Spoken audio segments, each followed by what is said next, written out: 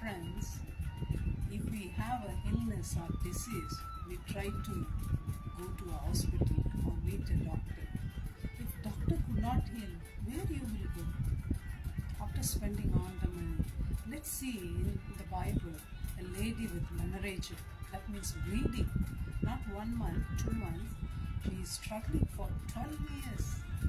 She spent almost all her money, but the doctors or apostle or leaders, family could not help. Rather, she developed faith. She did not give up in her life, but she's trying to reach out. Let's see what happened. Jesus was invited to go to Jairus' house to heal a daughter who's 12 years old.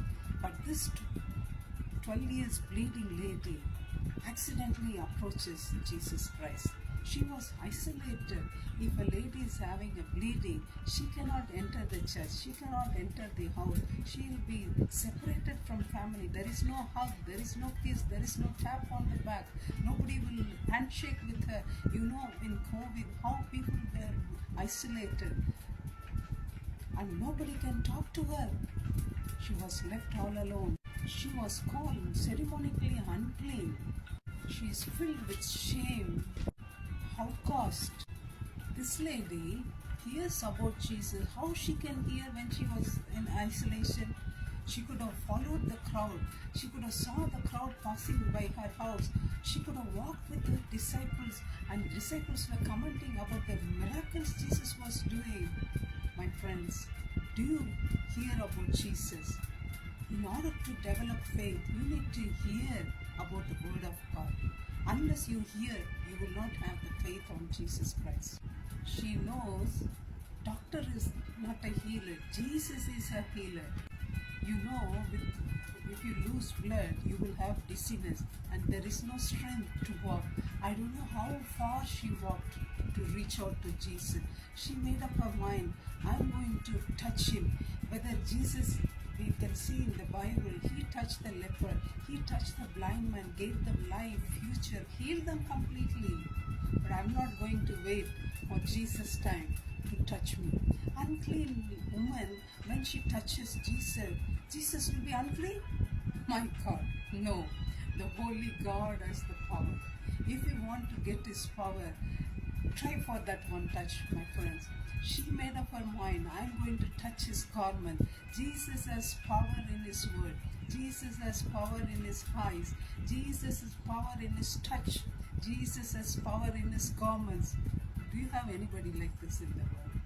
So she thought, this powerful Jesus, when I touch him, I should get healed. Jesus, one touch can change your life, whether you're drug addict or adulterous or criminal or whatever sin you are facing, my friends. The bitter God cannot be changed, but bitter life of us can be changed in a fraction of a second. She did not come face Jesus on the face. Instead, she's going at the back, touched the garment of Jesus. Immediately, her bleeding stopped. She tried. Jesus immediately realized that somebody touched him. Jesus knows that. But why did Jesus ask her, who touched me? Because she got the healing, but still she was not completely changed, transformed. Still she was having fear. Still she was in shame. Still she was in anxiety. That's what Jesus wanted her full transformation. That's what Jesus wanted her to go happily. Called her daughter, your faith made you to heal. Regardless of her issue, she came to touch Jesus. Whatever circumstances, my friend, do you want to touch Jesus? That one touch. Jesus did not condemn her because she touched.